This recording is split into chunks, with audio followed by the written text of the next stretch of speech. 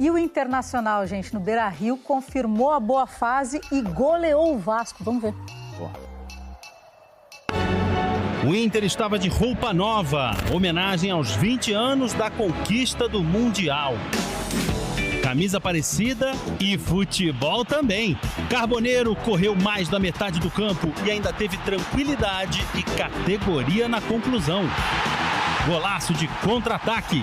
Para lembrar, até o gol do Gabiru no título mundial. Voltando para o Beira-Rio, o Léo Jardim quis sair jogando e deu nos pés do Carboneiro. Dessa vez, ele serviu o Alejandro. Já no segundo tempo, mais um contra-ataque mortal do Inter, com Carboneiro de garçom de novo. O Bernabé finalizou no cantinho e fez o terceiro. O próprio Bernabé cruzou para o Alejandro, que achou o cara da noite. Carboneiro, 2 gols e 2 assistências para ele. Andrés Gomes diminuiu o prejuízo do Vasco com boa jogada individual, mas ficamos nisso. 4-1 com futebol e roupa nova para Colorado nenhum botar defeito. É claro que, apesar dos pesares, está muito chateado com a postura do time. Independente se foi desfalcado ou não, com 5, 4 desfalques, né, sem Adson, Spinelli, Paulo Henrique, jogadores e Thiago Mendes e Johan Rojas, a postura dos jogadores ontem, no modo sonolento, no modo preguiça, no modo desatento, tem que ser chamado a atenção sim. Não dá para você descuidar no setor defensivo. Enquanto o Puma tenta um cruzamento de trivela, era melhor cruzar, faz o simples, cedendo um contra-ataque para o primeiro gol do Internacional. Apesar dos pesares, agora, claro, é virada de chave, porque o Vasco precisa confirmar a classificação em primeiro lugar já no meio desta semana contra o Olímpia, que é o próximo jogo. O técnico Renato Gaúcho, ele hoje, na sua rede social, fez um pronunciamento, né? Se posicionou, escrevendo o seguinte: não tivemos a atenção necessária e pagamos caro pelos nossos próprios erros. Agora é trabalhar, corrigir e pensar no próximo jogo. Esses erros contam também, Renato, em você insistir com o Tietê e o Brenner no time titular. Jogador só aprende, ou talvez aprenda, quando pega um tempo no banco de reservas. O Ramon Henrique está pedindo passagem. Em 5 minutos, o camisa 83 do Vasco, que aí foi um acerto do Renato integrar Ramon Henrique no elenco profissional, né? E é claro, aí você colocar o Ramon Henrique quando tá 4-0, praticamente na fogueira, é complicado. O menino já entrou numa partida contra o Olímpia em Sul-Americana e representou. Agora, será que o garoto não é digno e merecedor de entrar numa partida quando está 0-0 de titular e bancar quem tem que ser bancado? Renato, com toda a sua experiência e com toda a autoridade que você tem, porque você tem autoridade e propriedade para bancar porque você é o treinador, não pode ter receio de perder o vestiário, de fazer média com o jogador. Não pode. O treinador não pode. Então, se tá no modo sonolento, se tá no modo preguiça, se não tá agregando, se entra sem vontade, tem que entrar no banco de reservas, sim, a ponto daqui um tempo de entrar na barca também, porque não dá. Não agrega, não consegue ter um dinamismo na partida. O Vasco não tem velocidade, o jogo do Vasco é desacelerado. Já não tinha o Thiago Mendes, já não tinha o Johan Rojas. O Vasco sem criação, e aí sem marcação, espaço, sem entrosamento, comunicação. O jogo só melhorou quando o Ramon Henrique entrou na partida, deu passe para o Andrés Gomes. O Vasco, até o próprio Renato, né, desistiu do jogo. Então, falta vontade. Para não dizer aquela palavra que o Renato usou desde o seu primeiro dia, eu prefiro dizer que falta vontade. Está faltando vontade em alguns jogadores no time principal, no time titular, no 11 inicial. Está sobrando vontade para os garotos da base. Porque ontem o Vasco entra em campo, vence o Corinthians por 1-0, gol do Andrei Fernandes, que o Vasco acertou em renovar o contrato, estender o contrato, aumentar o contrato, aumentar a multa rescisória desse garoto para 360 milhões de reais, com passe, com a participação, com a jogada do Zuccarello. A base está em primeiro lugar no Brasileirão, dando um banho, ensinando aí ao time profissional como se joga um campeonato de verdade. Então tá na hora de acordar. Bom, o Vasco que agora tem na sequência Olímpia no dia 20 de maio, Bragantino no dia 25, Barracas Central no dia 27, Atlético Mineiro no dia 31. Todos os jogos, tirando o do Olímpia, que o Vasco viaja terça-feira, o Vasco joga em São Januário os demais. Contra o Olímpia tem que ir com força máxima. Pelo que o Renato falou na coletiva, vai com o Thiago Mendes, vai com o Johan Rojas, coloca Ramon Rick de titular, coloca Spinelli de titular, porque é complicado. Agora, a preocupação é a zaga. Por isso, eu vou trazer informações sobre o mercado da bola. A preocupação é a zaga. E por isso, depois da nossa cobrança, da sua cobrança, torcedor, ontem, pela informação que nós tivemos, Admar Lopes já se movimenta, já começa a se mexer, junto com o departamento de futebol, scouts, junto com a diretoria, para contratar reforços. E assim, observando o setor defensivo, é de perder a paciência. Porque a falta que o Cuesta faz é no mínimo para ele nem ser convocado para a seleção colombiana. É de uma tamanha irresponsabilidade no final do jogo, a partida estando 4-0, 4-1. Tem que ter responsabilidade. Jogo a jogo. É a mesma coisa o Alan Saldívia. Está sendo artilheiro de gol contra. Isso é uma vergonha. Essas situações não dá para ser normalizado no Vasco. Esses erros, saída de bola do Léo Jardim, não dá para ficar normalizando essas circunstâncias. Já chega. O torcedor já perdeu a paciência. Acabou a paciência. Tem que ter concentração, tem que ter foco. Por isso que o Renato falou, né? Em relação a essa atenção. No detalhe, né, a força máxima contra a equipe do Olímpia. A gente vai ter a confirmação na lista dos relacionados no embarque terça-feira, com Ramon Rick, Tietê. E quando eu digo força máxima, não é jogador sem vontade, não. Coloca quem quer. Bota o Marino pra jogar. Tá melhorando, tá evoluindo. Leva a base. Bota Zucarello, André Fernandes. Que são jogadores que querem, que estão demonstrando vontade. É isso que tá faltando. Mas, como eu disse, o Vasco começa a se mexer. Admar Lopes já faz aí os seus primeiros contatos. Junto a empresário, a jogador, zagueiro, volante, atacante. Tem que colocar, sim, um tubarão no aquário desses jogadores. Porque senão entra naquela zona de conforto. Ah, o Renato falou que não tem reserva, não tem titular. Aí todo mundo ganha minuto, ganha oportunidade, mas não aproveita. E quem aproveita, que não dá pra gente generalizar, mas, por exemplo, o Adson aproveita a oportunidade, o Spinelli tem aproveitado a oportunidade, o Marino tá melhorando, tá aproveitando a oportunidade. Aí chega no jogo que o cara joga bem, faz gol, participa da jogada, o cara recebe banco. Não dá pra entender essa matemática, não dá pra entender essa lógica. Não dá. Agora é força máxima. Renato, reúne esses caras, reúne esses jogadores e fala, olha, agora quem tá jogando bem, até acabar a Copa do Mundo, a gente vai ter 4 jogos. Do Brasil pro Paraguai é 2 horas, no máximo, 2 horas e meia de viagem.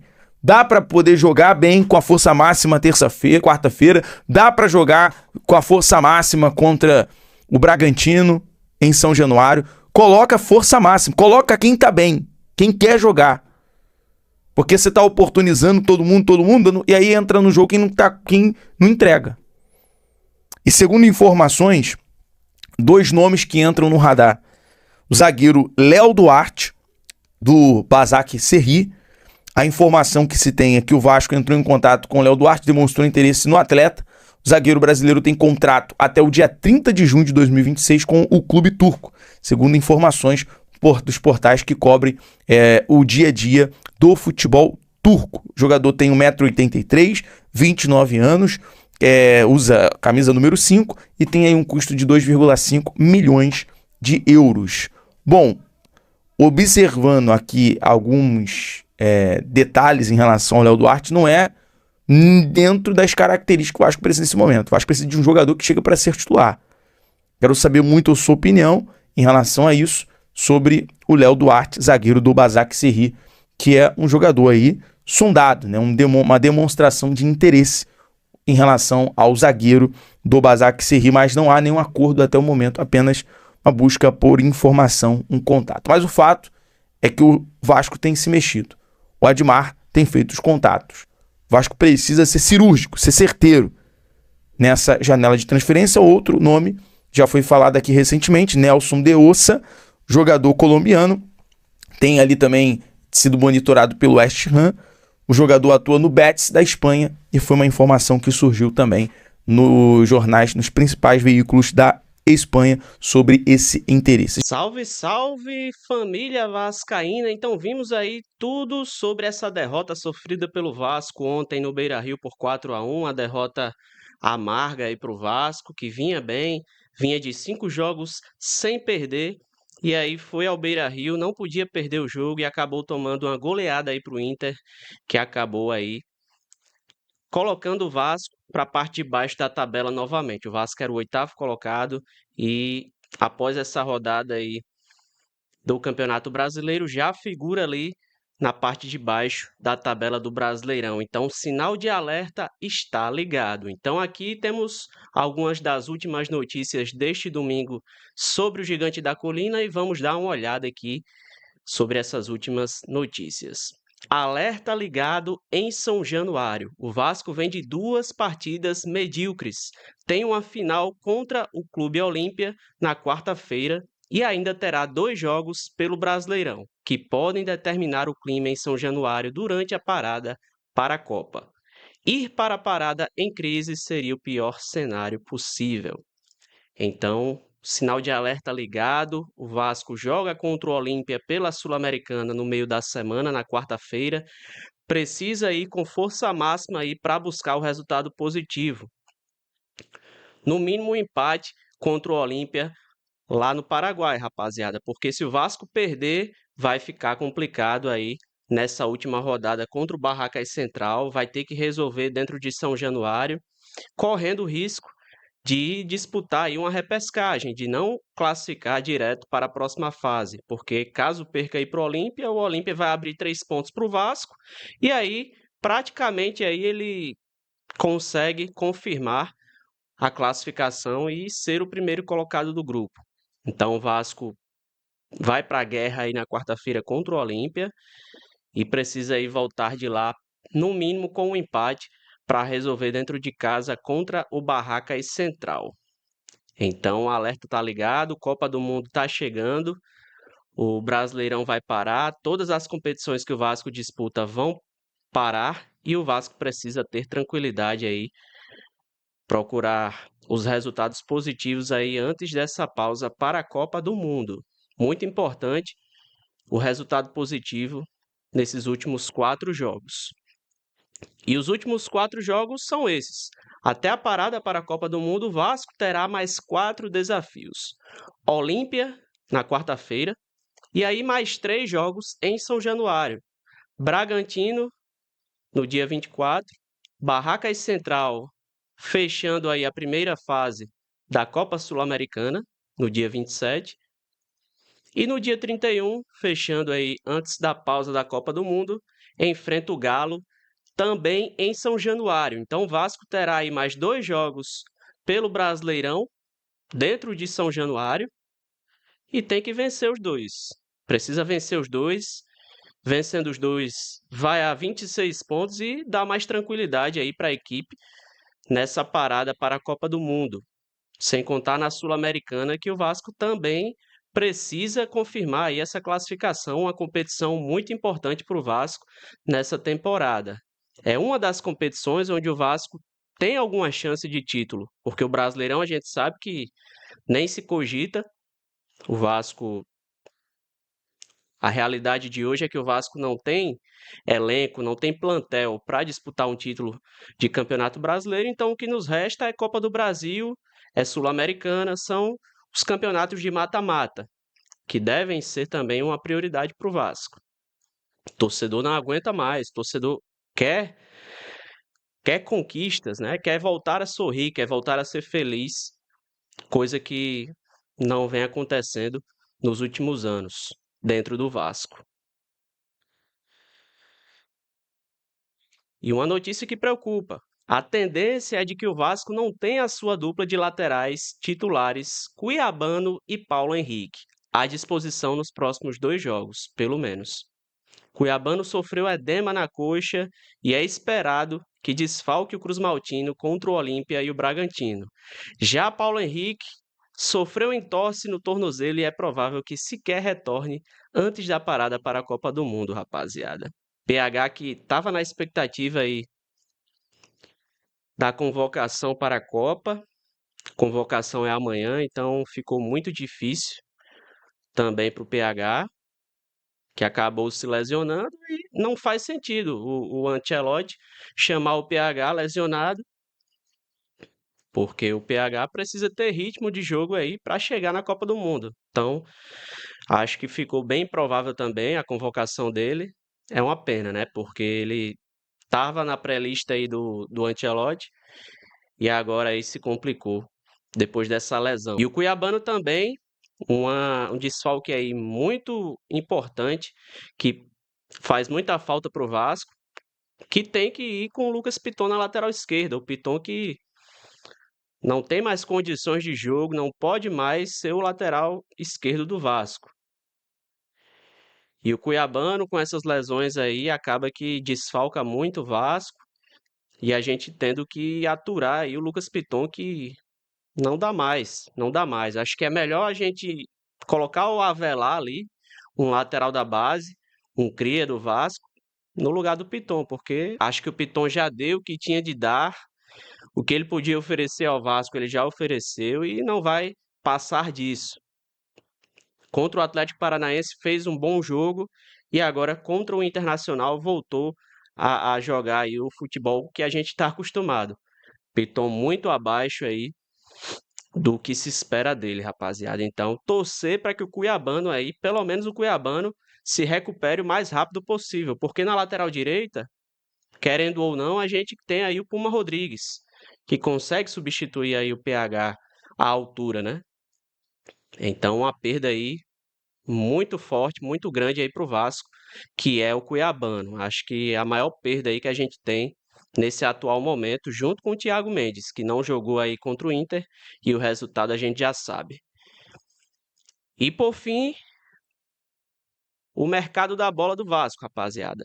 O Vasco demonstra interesse e faz contato pela contratação do zagueiro Léo Duarte, que está aí nesse clube turco, está no futebol turco. E é um jogador que interessa ao Vasco, um zagueiro, uma posição onde o Vasco tem muitas carências, muitas dificuldades nesse momento e precisa se reforçar nessa próxima janela. A prioridade do Vasco tem que ser aí na zaga. Os zagueiros do Vasco não vêm nos ajudando. Carlos Cuesta muito mal. O Saldívia também fez jogos aí muito abaixo, fazendo aí 3 gols contra a própria equipe dele. Então, são zagueiros aí que no máximo ali para compor elenco. Servem no máximo ali para compor elenco. Não devem ser jogadores titulares do Vasco. E o Vasco vai ter que ir ao mercado aí. Tem um interesse no Léo Duarte, que está no futebol turco. E o Vasco teria feito aí uma sondagem, teria feito um contato aí com o Léo Duarte. O Admar Lopes começa a se movimentar aí no mercado, porque a janela de transferências vai se abrir e o Vasco vai ter que contratar, vai ter que chegar aí 3, 4 jogadores para resolver as carências, os problemas do Vasco. Senão, irmão, a gente vai brigar lá embaixo no Brasileirão, vai brigar contra rebaixamento aí até o final do campeonato. Ano passado foi do mesmo jeito, a gente achava que ia ter um ano mais tranquilo, e aí foi um sofrimento até a última rodada. O Vasco chegou até a última rodada com chances de rebaixamento. E isso é inadmissível. Então, Admar Lopes, Pedrinho, se movimentam aí no mercado. Tem esse interesse aí no zagueiro Léo Duarte, ex-Flamengo, um jogador aí que atuou pelo Flamengo. No tempo que atuou pelo Flamengo, era um dos melhores zagueiros aí do elenco. E aí o Vasco tem um interesse nesse atleta. Admar Lopes, Pedrinho e companhia se movimentam no mercado aí para procurar reforçar o Vasco. O Vasco que se prepara aí para essa maratona de jogos que vai ter até o final do mês, até essa pausa para a Copa do Mundo, e é mais ou menos por aí, rapaziada.